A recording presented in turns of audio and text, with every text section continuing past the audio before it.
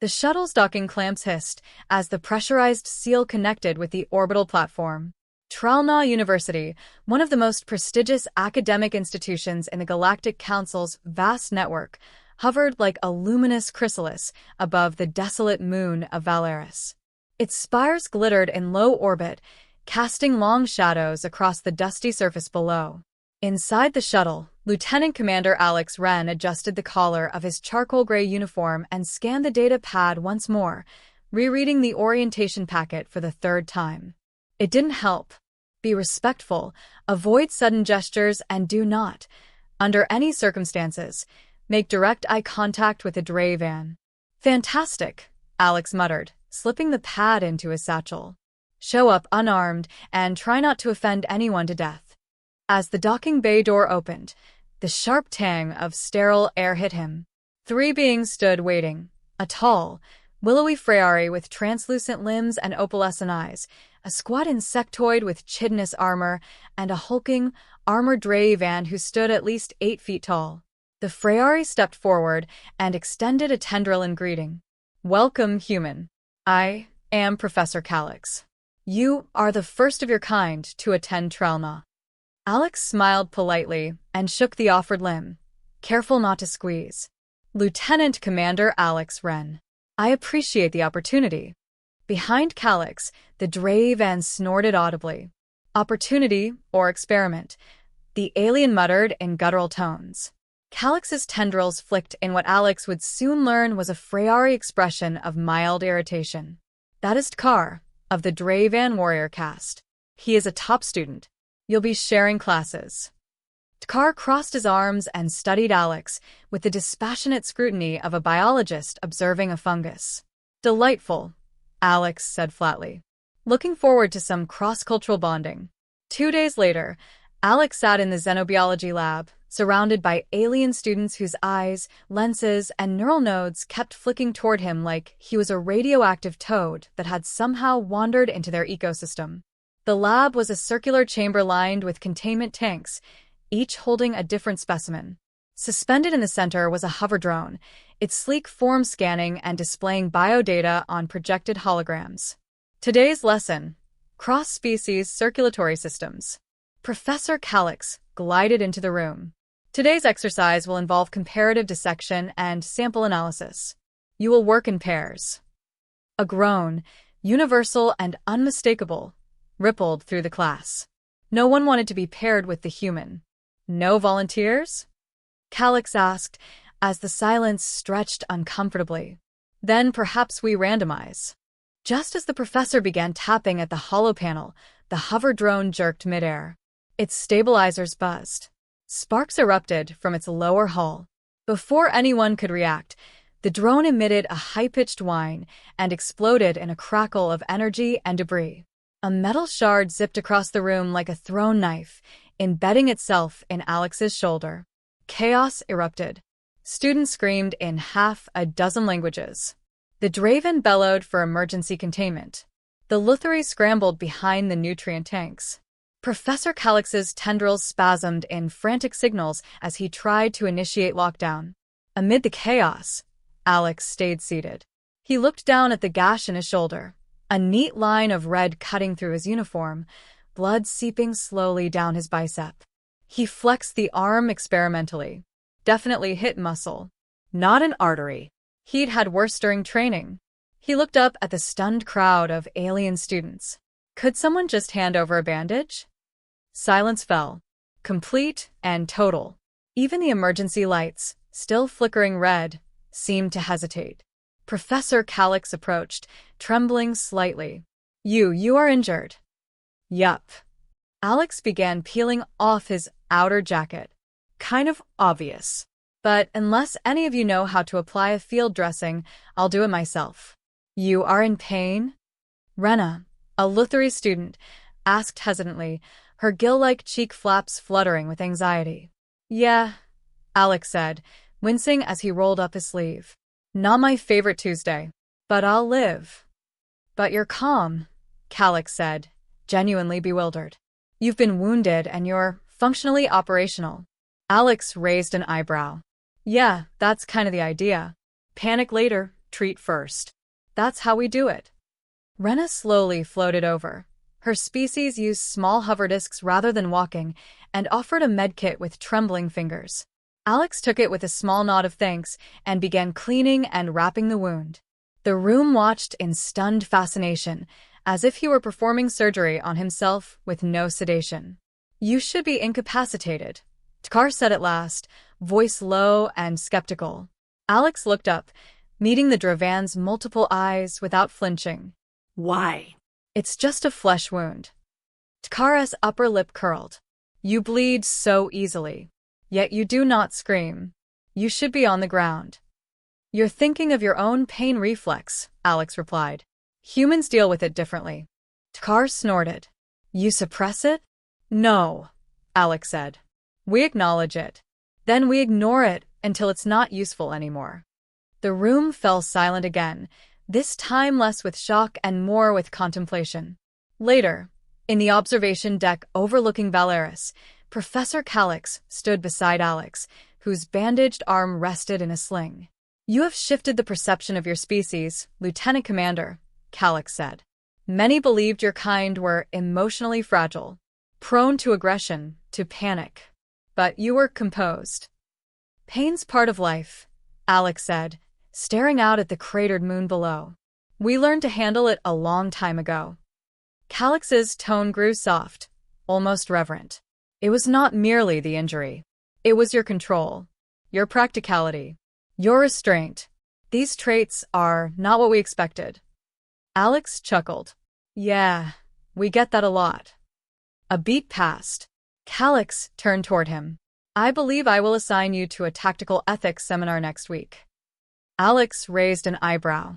"That's a hell of a pivot from blood loss to philosophy." "You seem well equipped for both," Calix replied, his eyes gleaming. "Your pain tolerance is not your most unusual trait. It is your ability to stay centered." Alex shrugged with his good shoulder. "We're a weird species. Get used to it." Calix nodded. "I look forward to trying." Behind them, several alien students quietly watched Alex from a distance. Rena among them, her eyes curious. Tkar, arms crossed, gaze narrowed. Not with disdain now, but with the cold respect a warrior gives to a worthy opponent. The human was no longer a novelty. He was a question they hadn't yet answered. End of Chapter 1. Approximate 1,200 words. Would you like me to continue with Chapter 2 in the same style? There were 3 things Alex Wren disliked more than being a human curiosity at an alien university: public speaking, combat simulations without context, and being used as an educational example. Today, he would get all 3 at once. The lecture hall buzzed with subdued anticipation.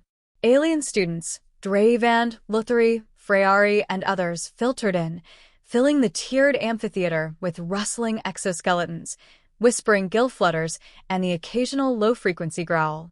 At the center stood a tall holopodium projecting schematics and data. Professor Calix addressed the class, his voice cool and resonant. "Today, we are fortunate. Lieutenant Commander Alex Wren will present an overview of human tactical doctrine, focusing on asymmetrical engagements and field improvisation." Alex stepped up, feeling more like an exhibit than a lecturer. He tapped the holopodium, and a rotating 3D map appeared, a jungle valley, with marked troop movements. "This," he began, "is the Goya Run. 40 human soldiers, outnumbered 3-1 by armored hostiles. We had no orbital support, no artillery, and limited visibility." Some students blinked in confusion. Others leaned in. "So we improvised. Turned thermal vents into smokescreens. Used enemy comms bursts to triangulate movement. Lured them into ravines where their armor became dead weight. In 6 hours, they routed. We lost 5. They lost 72. A Freyari student raised a tentacle. "But your species lacks subdermal threat sensors. How did you avoid ambush?" "We don't rely on sensors," Alex said.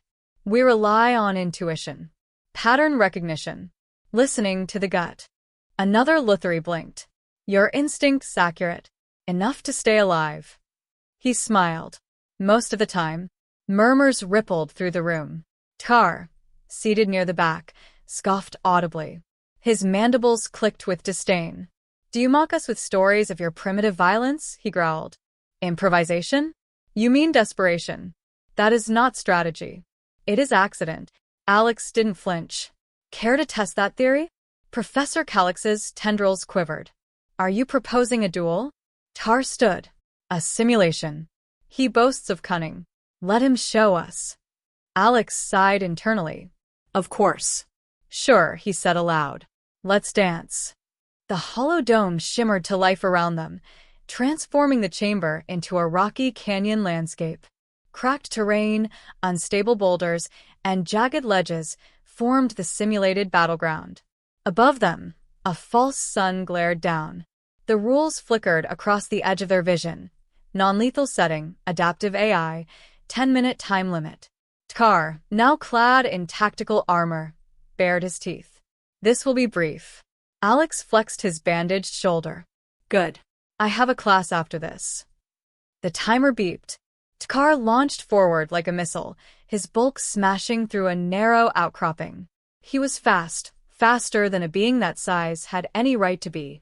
Alex barely dodged in time, throwing himself into a crevice and sliding behind cover. Dust rose around him. Rule 1. Don't play their game. Tkar was used to direct engagement. He expected strength versus strength. So Alex denied him that. He climbed higher, scaling a simulated cliff using fingerholds the program had likely added for visual flair.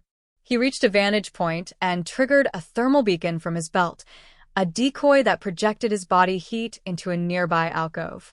Tkar took the bait. The Draven charged into the alcove, teeth bared, slamming his bladed gauntlet downward, only to hit air.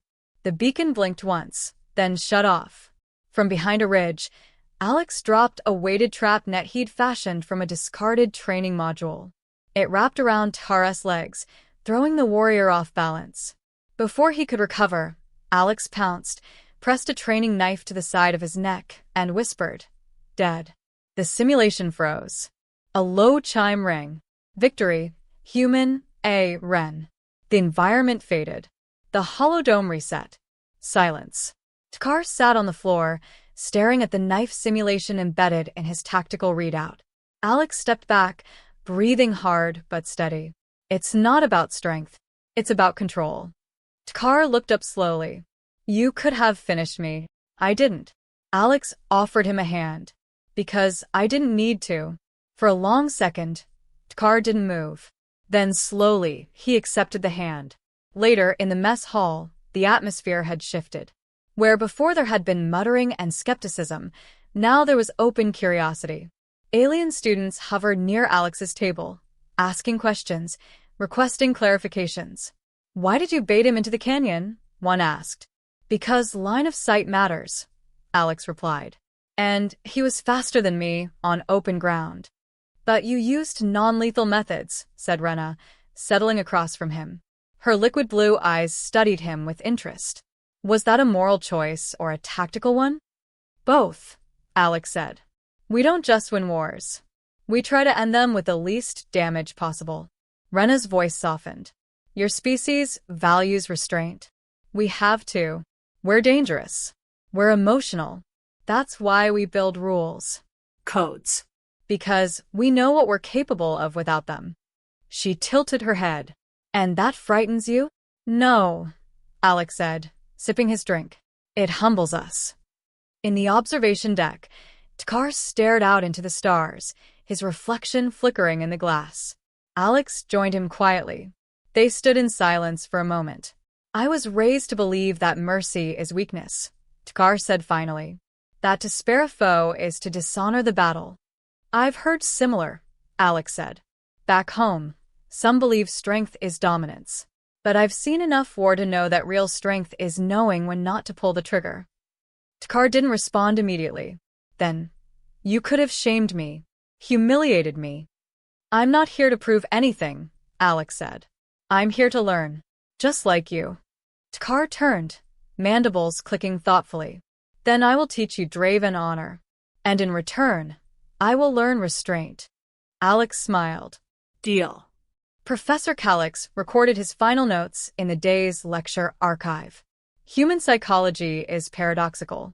They exhibit aggression, empathy, improvisation, and discipline in tangled measure. Their logic is not cold, it is passionate, driven by emotion but not enslaved by it. This duality confounds our models. It also fascinates them. He paused, then added, "For the first time, students have requested to learn human history. Not out of fear, but respect." That night, Alex sat alone in his quarters. He touched the bandage on his shoulder, now mostly healed. His mind drifted to the simulation. The instant he'd had Tar at his mercy. The ease with which he could have ended it brutally. The choice not to. War had taught him plenty, but peace, real peace, required far more discipline. There was a knock at the door. Rena floated in, holding a datapad. "I analyzed the simulation transcript," she said. "I wanted to understand how your choices diverged from logical battle flow." Alex raised a brow. "And?" She smiled, a slow ripple across her bioluminescent skin. "They didn't. You just had more variables." He laughed. "Welcome to the human condition."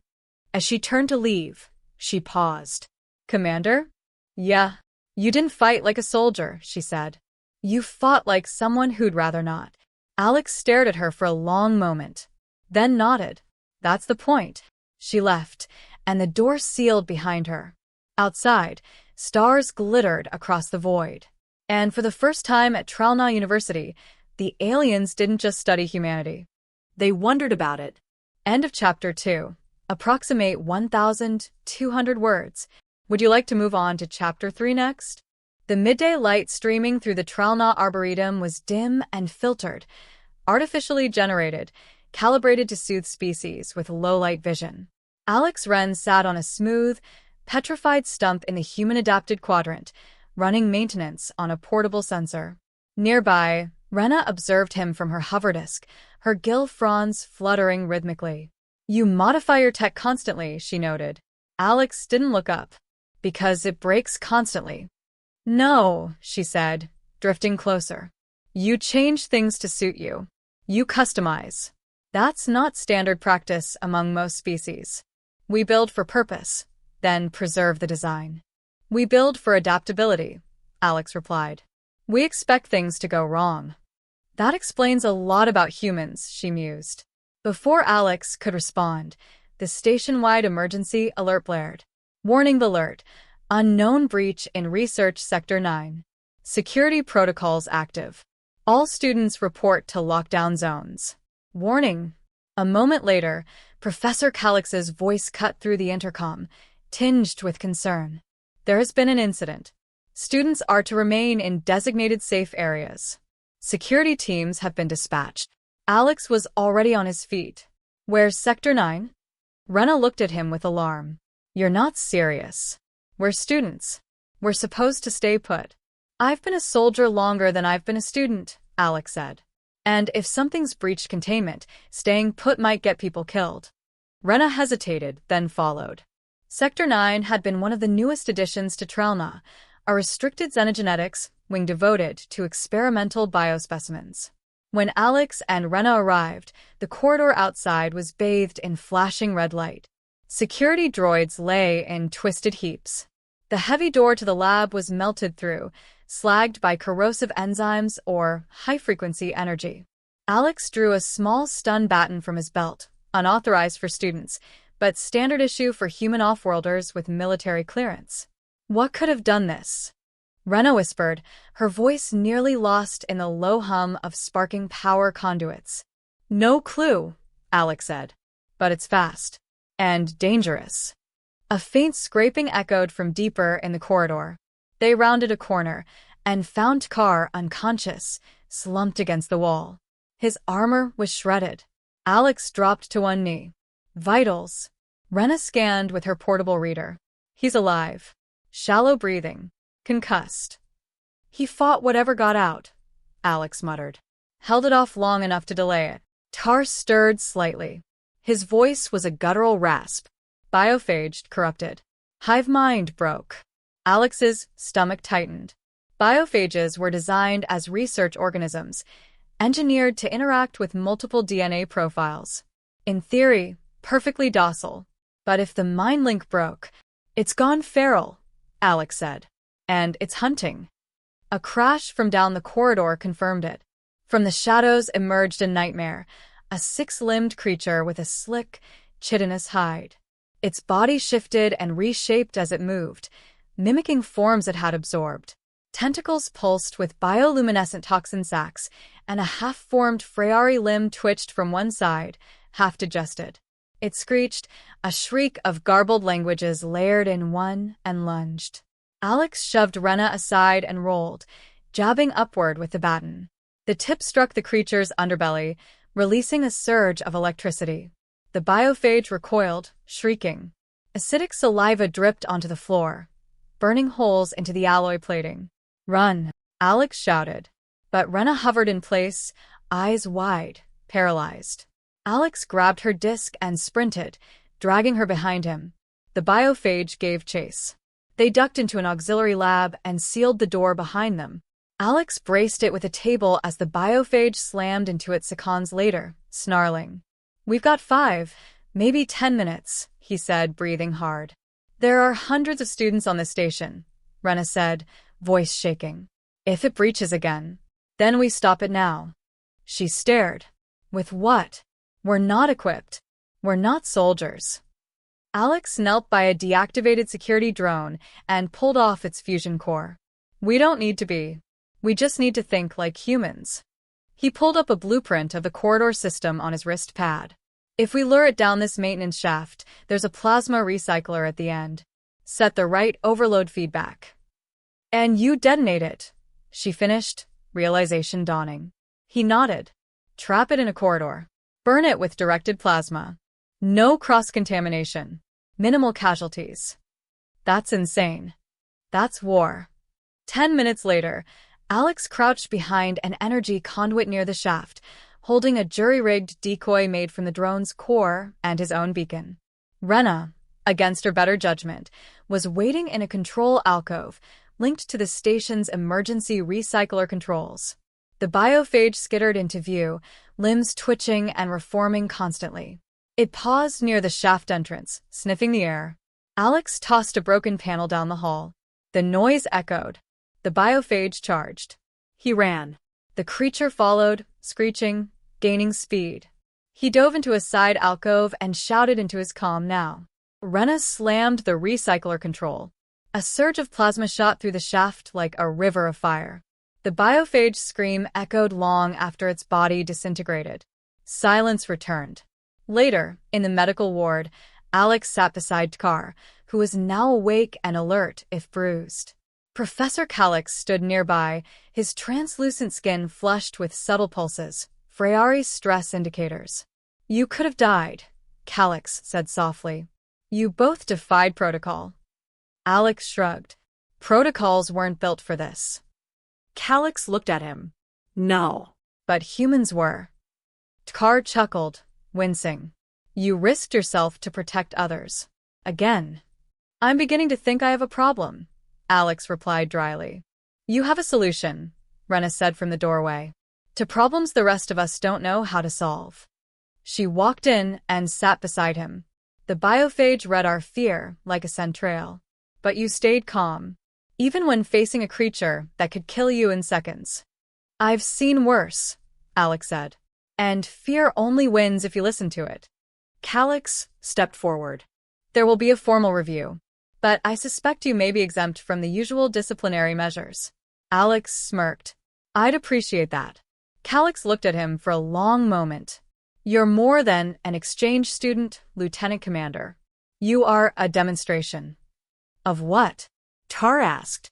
Calix gestured toward Alex. "Of how a species can survive by adapting not just its tools but its mind, its spirit." Rena nodded. "We thought you were fragile. But maybe fragility isn't weakness. Maybe it's what teaches you to endure." Alex smiled faintly. "We're not made of steel. We're made of scar tissue." That evening, the students of Tralna University held a quiet vigil in the Arboretum. Not for the lost, for none had died, thanks to swift action, but in reflection. Alien students huddled together, trading tales of what happened. And for the first time, a human sat at the center, not as a curiosity, but as an equal, a protector, a survivor. Tkar raised a mug of thick Drave and brew toward Alex. "You should have died 3 times this week," he said. "Yeah," Alex replied. "But I don't make a habit of it."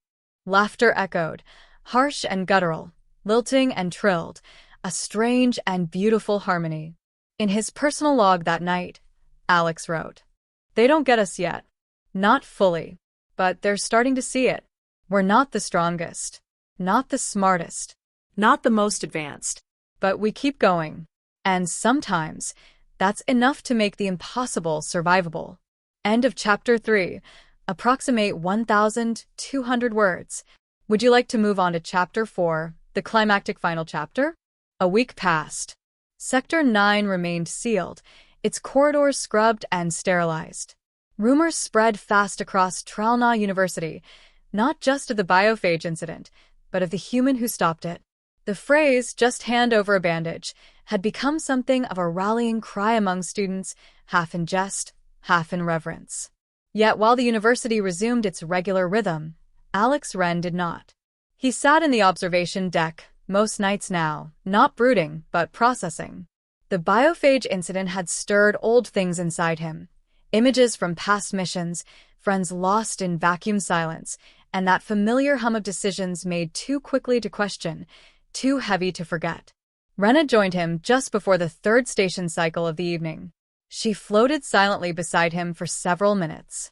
"You haven't visited the simulator since the attack," she said finally. "Simulation can't teach me anything this week," Alex replied. "Still patching up? Physically? I'm fine. Emotionally?" He exhaled. "I'm tired of being the anomaly in every room." "You're not just an anomaly anymore," she said softly. "You're a precedent." Before Alex could respond, a new alarm echoed across the deck, low and different this time. A code he hadn't heard yet. Professor Calix's voice chimed over the station-wide intercom, uncharacteristically urgent. "All instructors to command briefing. Incoming vessel on a non-diplomatic vector. Estimated contact, 25 minutes. Defense Protocol Gamma, 6 in effect." Alex stood. Non-diplomatic vector? Rena's gills flared with anxiety. That means weapons hot. Whoever's coming isn't here to study. 15 minutes later, Alex found himself standing in the command gallery with a ring of professors, station security, and 2 Drave and peacekeepers. A 3D tactical map hovered in the center. The ship approaching Tralna was large, not just in size, but in implication. It bore no transponder code, no species signature. Its hull markings were jagged and mismatched, scavenged from dozens of fleets. "A mercenary cutter," said one security officer. "Slavers. Raiders. Possibly exiled Karotan." Alex squinted. "They'll try boarding. This isn't a battle-class station. You're not armed for a siege." Professor Calix spoke quietly. "We focus on knowledge, not warfare." "Yeah," Alex said. "Well, knowledge doesn't stop a boarding team." Tkar arrived then, armor half-strapped on, still limping slightly. "They will expect resistance from the security bots," he growled. "Then they will cut through them and target the command and research cores." "They won't expect us," Alex said. Calix turned to him. "This is not your responsibility." Alex met his gaze. "This station has students, civilians, and not a single battle tactician. You want the best chance at survival." He drew a breath. "Then you'll let a human do what we do best." The mercenary ship made contact 13 minutes later. It deployed 3 breaching pods, slamming into the lower hull like iron fists. Within moments, boarding parties swarmed through maintenance tunnels and auxiliary corridors, sweeping in with pulse rifles and thermal grenades. But they didn't find what they expected. Instead of wide halls and panicked students, they met darkness. Shifting light, maze-like diversions, and false access points. Alex had reprogrammed the emergency response system. Instead of evacuation lights, it now projected rotating decoy signals, misleading thermal trails, and flickering movement holograms. Tkar led a flanking squad of volunteer Dravan and Freyari students, ambushing the mercs with improvised stun bombs and flash disruptors.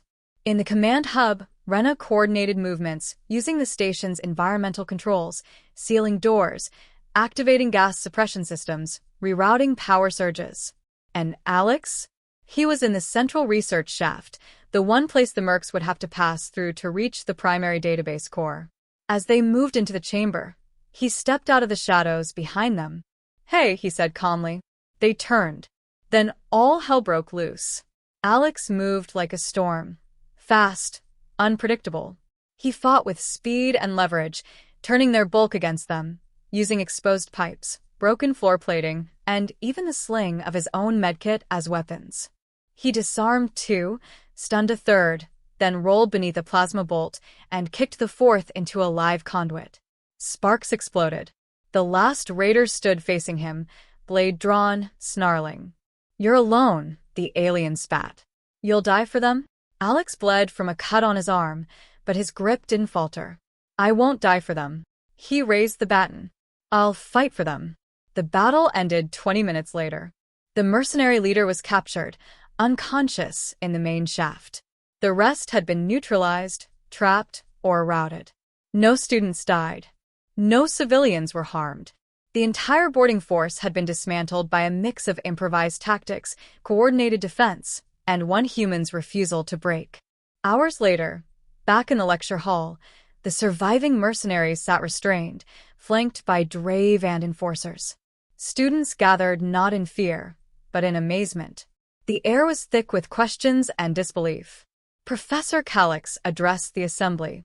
Today was not an exercise, nor a drill. It was a test, not of firepower, but of resilience, unity, and innovation. He gestured to Alex. "And thanks to this human, we passed it." Alex stood awkwardly, scratching his neck. "Wasn't just me. Everyone played a part." "True," Calix said. "But someone showed us that fear can be a tool. That wounds aren't liabilities. That even when blood flows." Alex interrupted with a smirk. "You just need a bandage?" The hall burst into a ripple of laughter, clicks, growls, hisses, and soft gill flutters. Tkar approached and saluted. Not with his people's customary gesture, but the human one. Hand to chest, then extended in solidarity. "I have fought beside Drave and war chiefs," he said. "But none with your instincts." "Instincts just experience you don't remember getting," Alex replied. Rena stepped forward. "And what will you do now?" Alex looked around. The room. The students. The impossible blend of species now united by adrenaline, trial, and shared survival. "I think I'll stay," he said. "Class isn't over yet." Weeks later, Tralna University unveiled a new program, Tactical Philosophy and Human Survival Doctrine. Students of all species enrolled in record numbers. The course covered field improvisation, stress adaptation, and, for reasons that remained partially humorous, basic first aid. Alex taught the course with Tkar as co-instructor. Rena served as lab director. Even Professor Calix occasionally sat in, taking meticulous notes. And across the galaxy, whispers spread of a place where aliens and humans trained together. Where minds didn't just study war, they studied how humans survived it. It started with a wound. It ended with a precedent. Final log, Lieutenant Commander Alex Wren. "They say war is about who hits hardest. But it's not. It's about who gets back up. Pain is just data. Fear is a signal. Scars are memories. But humanity? Humanity is the ability to take all of that and keep going, one bandage at a time." End of chapter 4. Approximate 1,200 words. Let me know if you'd like the full compiled story, a cover blurb, or maybe a sequel outline.